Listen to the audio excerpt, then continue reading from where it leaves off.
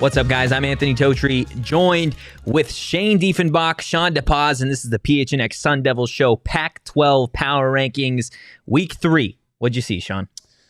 A lot of good in the conference for the most part. Finally buying into USC. I think that Florida loss for Utah is just looking worse and worse, so I finally moved them down to 2. Been big on Michael Penix Jr., but him and this Washington team have been way better than any of us thought. Moved them up to 3. A lot of the middle of the pack stays the same. Despite Oregon's win over BYU, I'm not doing anything with them because I still don't believe in Bo Nix. Wildly inconsistent. UCLA had to move down. Close call, but I'll let Shane handle that part.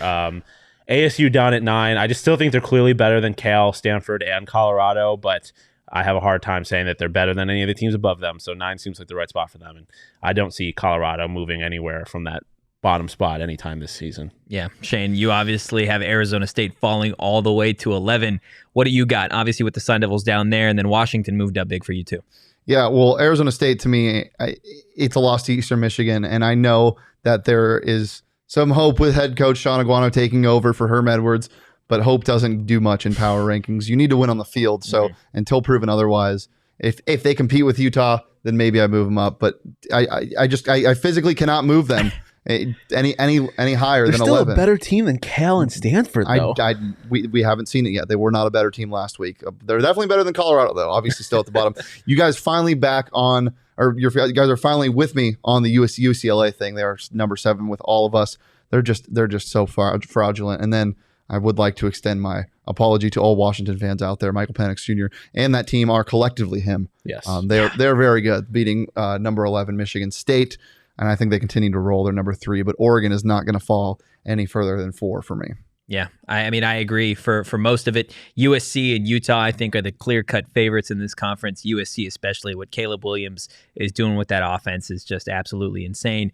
We'll see what Utah looks like this week against the Sun Devils, but you got Oregon State, Oregon, and Washington, kind of like you, Shane. I had Washington move up. Michael Penix Jr. and that team just absolutely dominated Michigan State, and they look really, really good. I'm interested to see Wazoo this week, what they're able to accomplish. And then you brought it up. UCLA falls all the way to 7 for me. I had them up there, but man, that game against South Alabama. South Alabama's a wagon. It didn't look good. It didn't look good. And this is where I've gotten some flack from some people already with Arizona State at 8 above Arizona. I know Arizona won this weekend, but look, one of ASU's losses is against a really, really good Oklahoma State team. One of them is not. Yeah. I know. I know. But after that Oklahoma State thing, I had ASU above U of A still. And then this week happened, and now I don't because they're worse. I think they are a better team.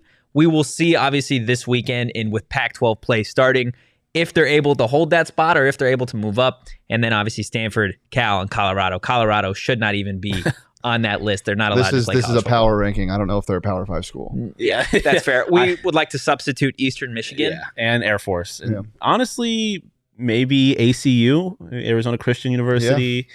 Obviously, GCU is better than them without their football program.